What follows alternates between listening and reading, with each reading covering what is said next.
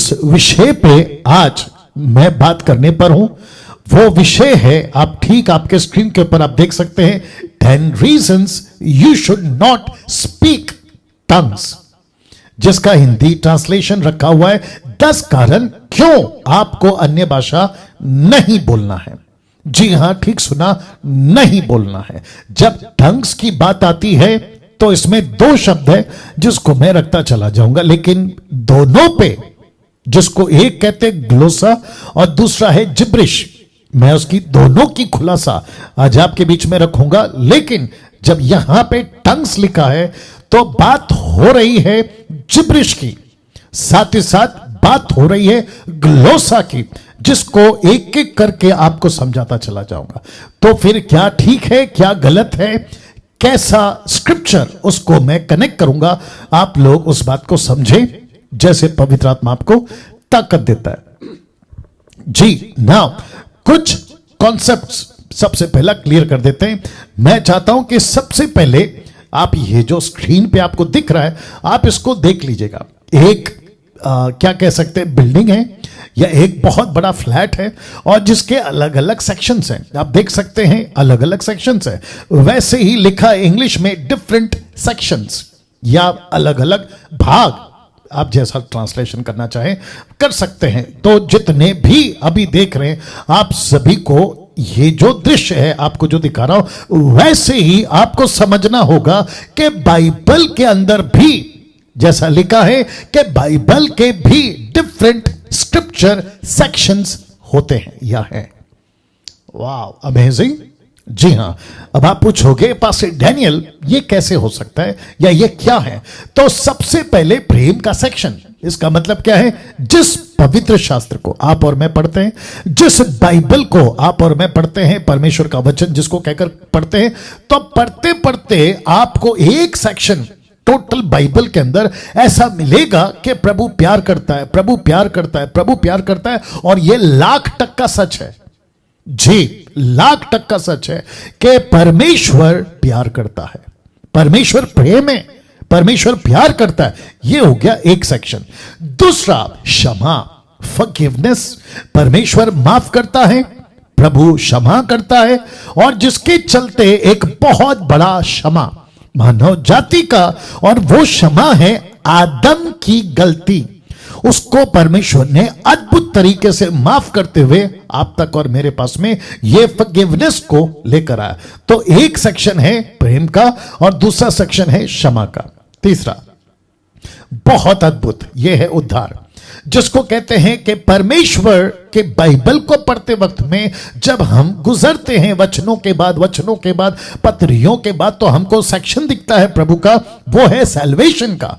कि प्रभु कहता है कि मानव जाति का, हिंदू, मुस्लिम, सिख, ईसाई, बुद्धिस्ट, पारसी, यहूदी, आदिवासी, जो भी अमीर गरीब जो भी व्यक्ति है, उसका उद्धार।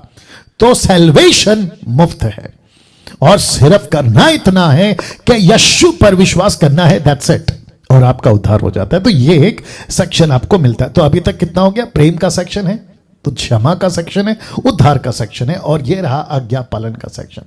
तो जब आप बाइबल पढ़ते हैं, आपको प्रभु प्यार करता है, सही बात है, क्षमा करता है, सही बात है, उद्धार देता है, सही बात है, लेकिन वो साथ ही साथ अपने इसी बाइबल के अंदर उसने रखा है ओबीडियंस, आज्ञा पालन करना।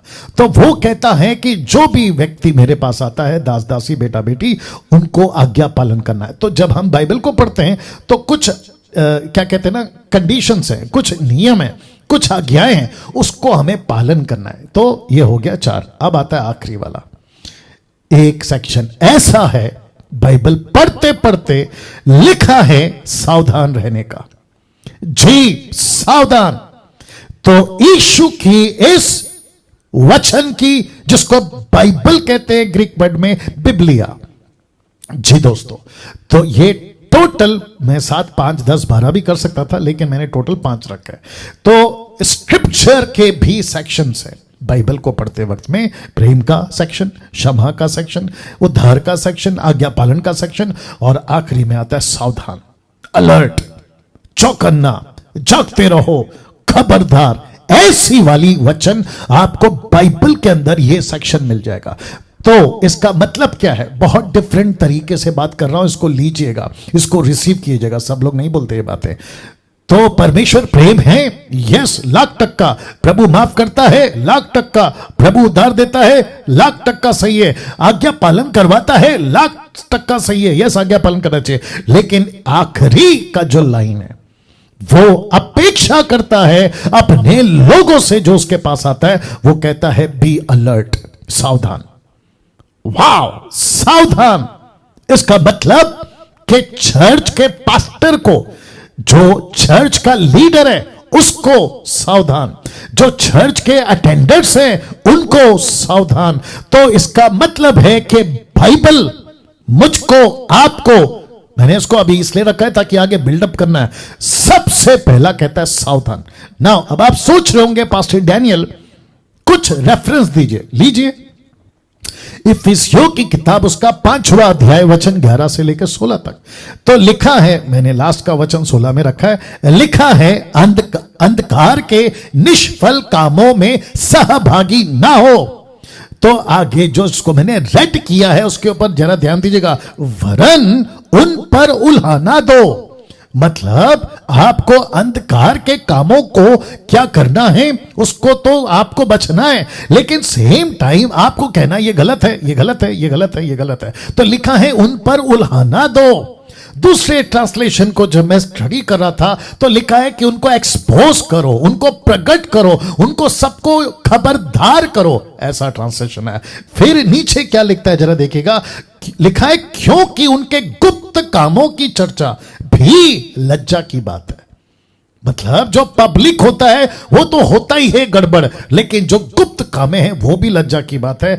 फिर लिखता है तीसरा लाइन पर, जितने कामों पर उलाना दिया जाता है वे सब ज्योति से प्रकट होते हैं। तो इसका मतलब है कि अगर मुझ जैसे 10% डैनियल राज अगर ये प्रचार करता है कि अंधकार के काम गलत है, तो प्रभु का वचन कहता है पौलुस के द्वारा कि उलाना देने वाला ज्योति से प्रकट होता है। वाह, इसका मतलब है कि मैं अभी जो बातें कर रहा हूं वो ज्योति की बातें हैं, क्योंकि अंधकार के कामों को मैं एक्सपोज कर रहा हूं। Can you believe this? जरा ध्यान से पढ़ना होगा बातों को, और आपको भी समझना होगा कि इस वक्त परमेश्वर मुझसे और आपसे क्या बात कर रहा है ना। कुछ चौथी लाइन को मैं पढ़ देता हूं आपको, फिर मैं कॉन्सेप्ट समझा देता हूं, मेरे साथ में बने रहना। लिखा है, बहुत ध्यान से दीजिएगा, क्योंकि जो सब कुछ को प्रकट करता है वह ज्योति है, इस कारण वह कहता है कि हे सोने वाले जाग। फिर कहता है मुर्दों में से जी उठ, तो मसीह की ज्योति तुझ पर चमकेगी। किसको कह रहा है? ये कौन सी ज्योति है? ये वो ज्योति नहीं है जो आपको सैल्वेशन के टाइम पे मिली थी, नहीं, ये वो ज्योति है जो आपको टीचिंग के मामले में मिलती है, दूसरों को करेक्ट करने के मामले में मिलती है, जो परमेश्वर की मसीह की देह को एक्सपोज, जो गलत चीजें उसको बताने के लिए ये ज्योति मिलती है। तो लिखा है, इसलिए ध्यान से देखो कि कैसे चाल चलते हो या कैसी चाल चलते हो, निर्बुद्धि की नाई नहीं पर बुद्धिमानों की नाई चलो। और फिर लिखा है वचन 16 में, अवसर को बहुमूल्य समझो क्योंकि दिन बुरे हैं। Can you believe this?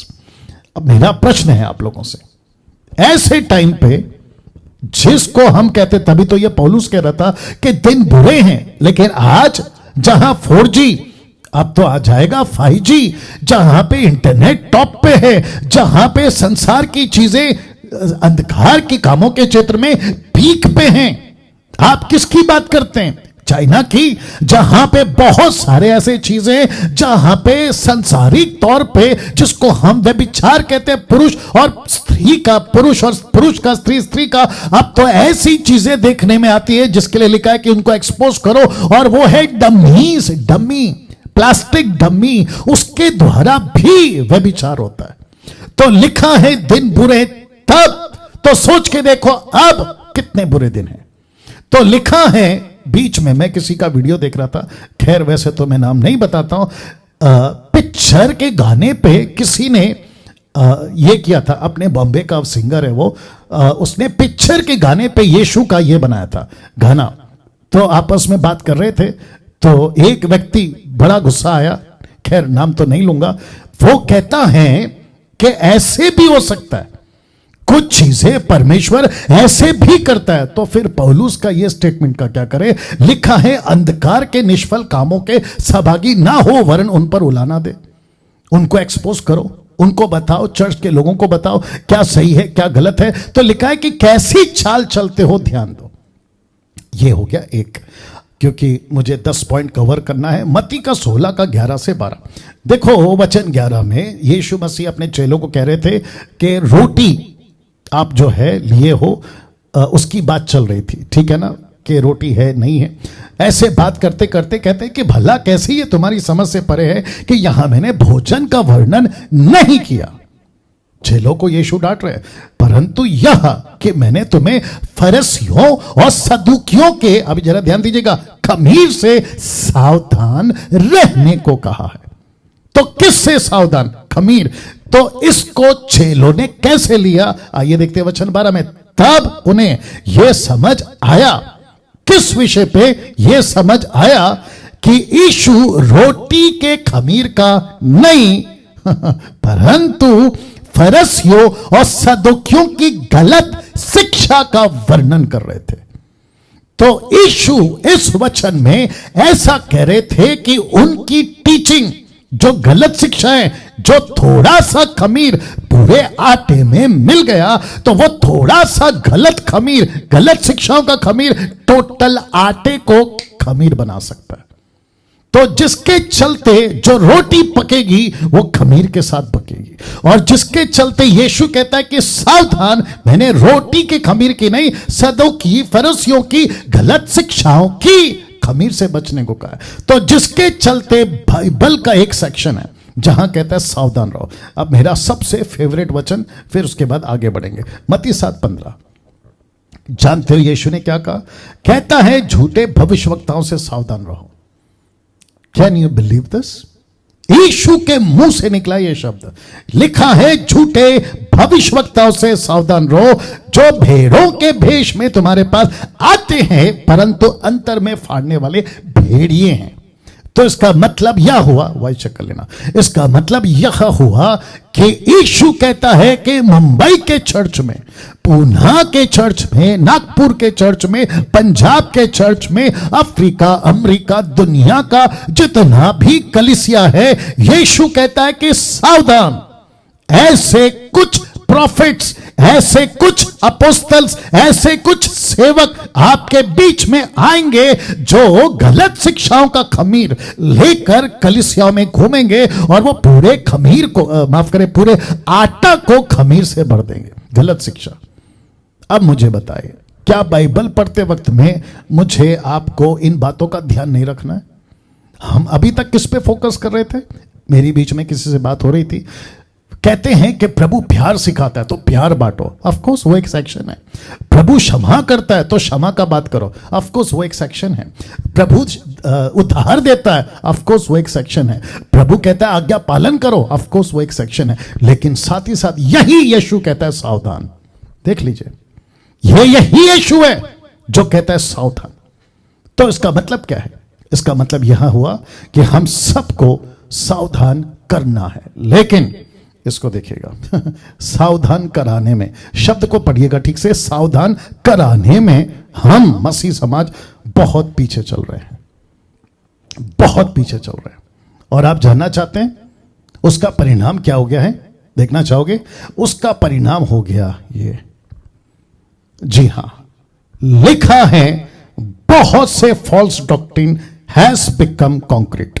False doctrine has become concrete मतलब बहुत सारी गलत शिक्षाएं आज कंक्रीट बन गई है। कंक्रीट समझते हैं? जी हां। तो अगर उन दिनों में जब इसकी, आप एक तरफ देख लीजिएगा जहां पे लेप बन रहा है, मतलब कंक्रीट रेडी हो रहा है, अगर उसी वक्त में शेप दे दिया होता या उसी वक्त में रोक दिया होता तो आज बहुत सारी डॉक्ट्रिन्स जो है ना वो कंक्रीट नहीं बनती। तो ऐसी बहुत सारे कंक्रीट डॉक्ट्रिन्स में लिखा है, और कई ऐसे डॉक्ट्रिन में से एक जिब्रिश है। जिब्रिश, जिसको मैंने कहा है टंग्स। तो इस टीचिंग को आपके बीच में अभी मैं शुरू करने जा रहा हूं, ठीक है? तो आपको ग्लोसा और जिब्रिश का अंतर समझना होगा। और ये कैसे होगा? जैसे जैसे मैं एक एक पॉइंट आपको बताता चला जाऊंगा, आपको समझ आ जाएगा कि आप क्या बोल रहे थे, या आप क्या बोल रहे हैं, या आप क्या बोलने वाले हो। ठीक है ना? तो मैंने लिखा है क्या बोल रहे थे।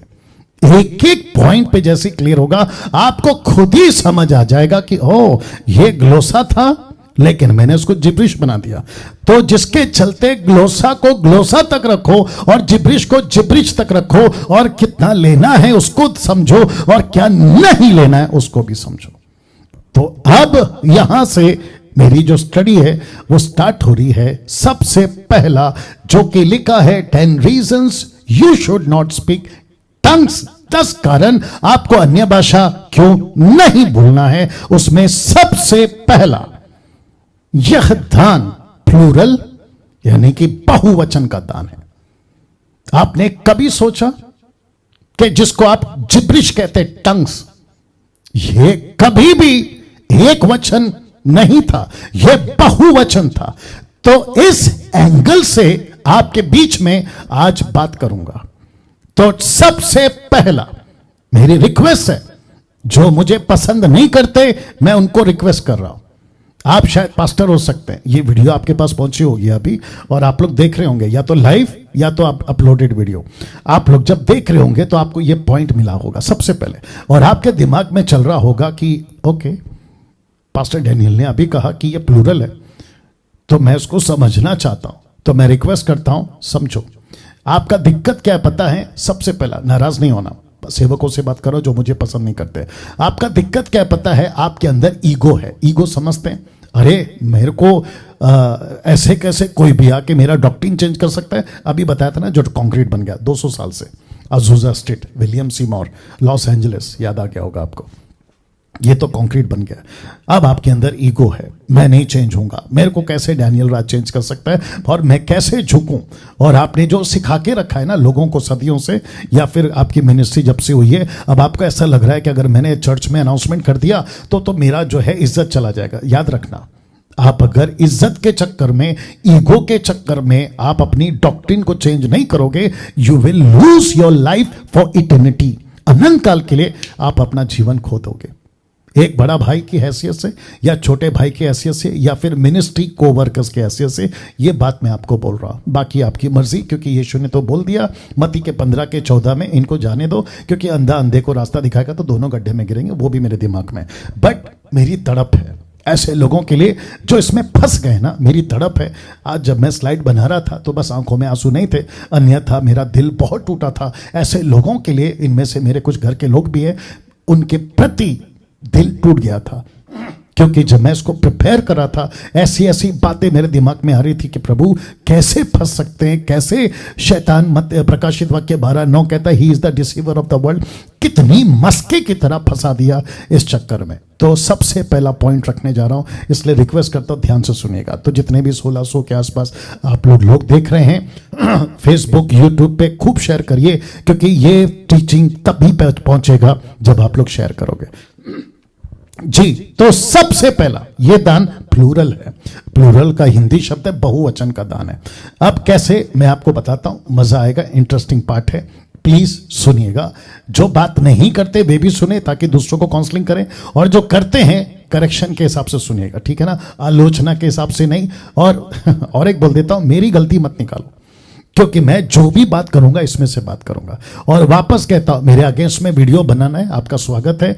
आपको मेरी फोटो रखकर, अपनी फोटो रखकर वीडियो बनाना है, आपका स्वागत है। प्रभु आपका न्याय करेगा, वो बात की बात है। लेकिन अगर आप ये सोच रहे हो कि हम डैनियल राज को सुधार देंगे तो नहीं हो पाएगा।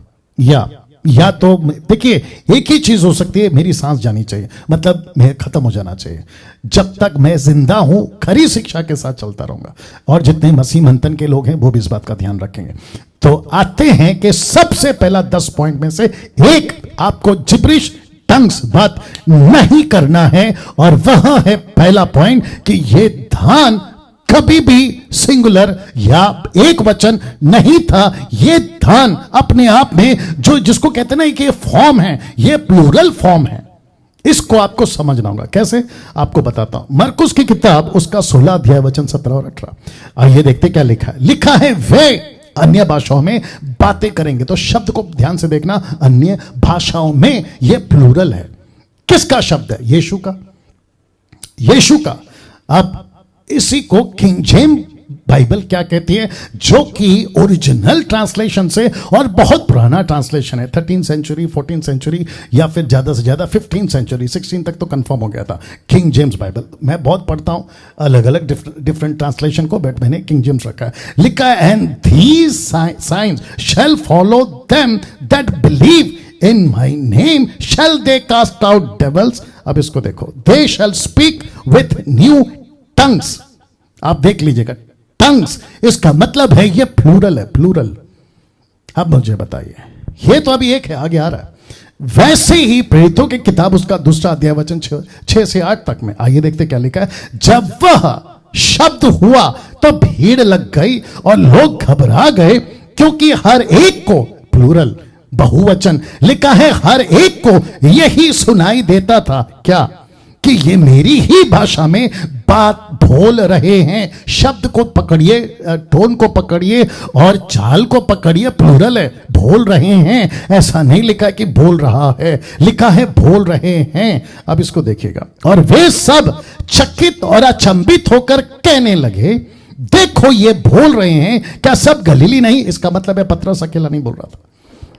बहुत ध्यान से सुनना, पतरस अकेला नहीं बोल रहा था, 120 बोल रहे थे, ठीक है ना?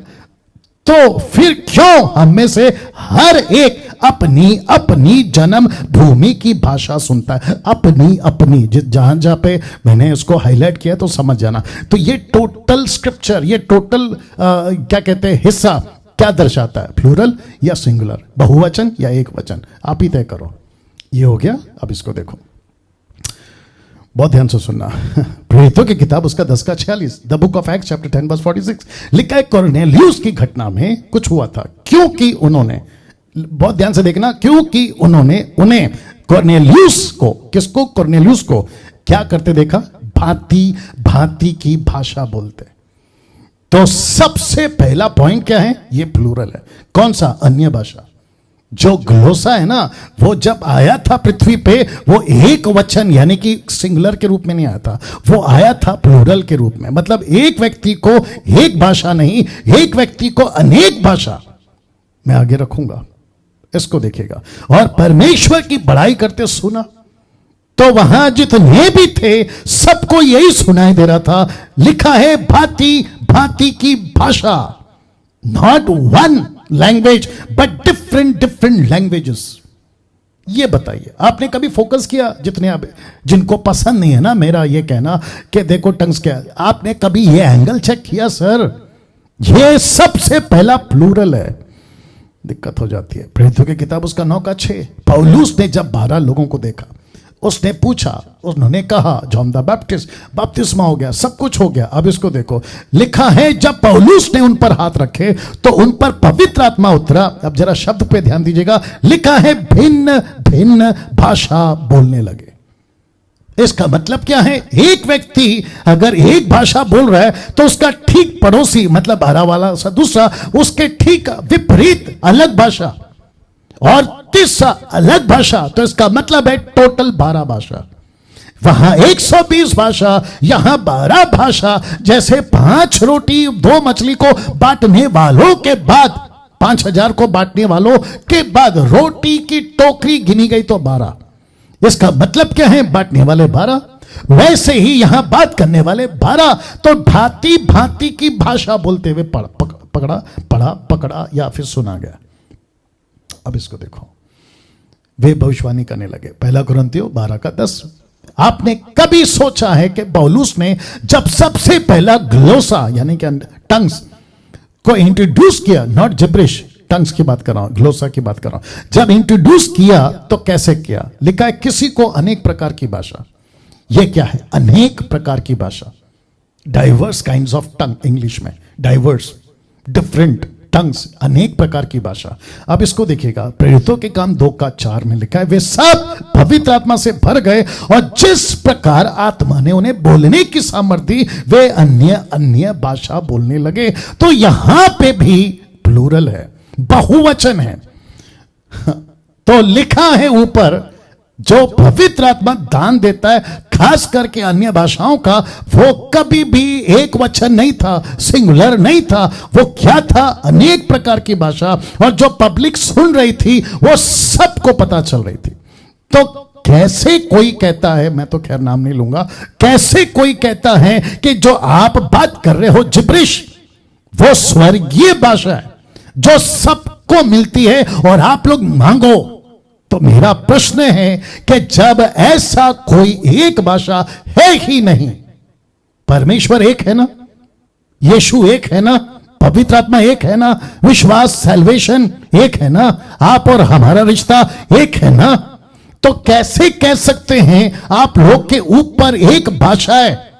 आपको परमेश्वर का एक कॉन्सेप्ट समझ आ गया, बैप्टिज्म का एक कॉन्सेप्ट समझ आ गया, फेथ का एक कॉन्सेप्ट समझ आ गया, रिश्ते पिता पुत्र का एक कॉन्सेप्ट समझ आ गया। ये कॉन्सेप्ट को क्यों नहीं समझ पा रहे हो कि ऐसी कोई एक भाषा का जिक्र नहीं है? अब इसको देख लो।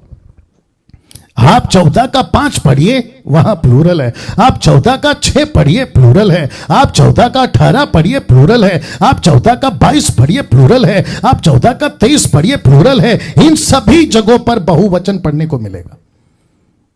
अब देखिए इसको, क्योंकि मैं 10 पॉइंट कवर करना है, इसलिए ध्यान रखूंगा वक्त का। एक व्यक्ति को एक से ज्यादा भाषाओं में बोलने का दान मिल सकता है, और जो कि संभव है, मैं भी रखूंगा आगे। तो एक व्यक्ति एक ही भाषा बात नहीं करता है।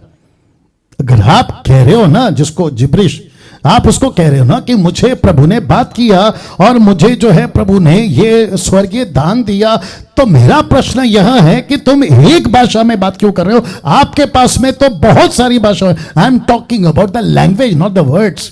मैं शब्दों की बात नहीं कर रहा हूं, मैं बात कर रहा हूं लैंग्वेजेस की। एक व्यक्ति कैसे बोल सकता है कि मैं एक भाषा में बात कर रहा हूं, जबकि एक भाषा कभी दी नहीं गई थी?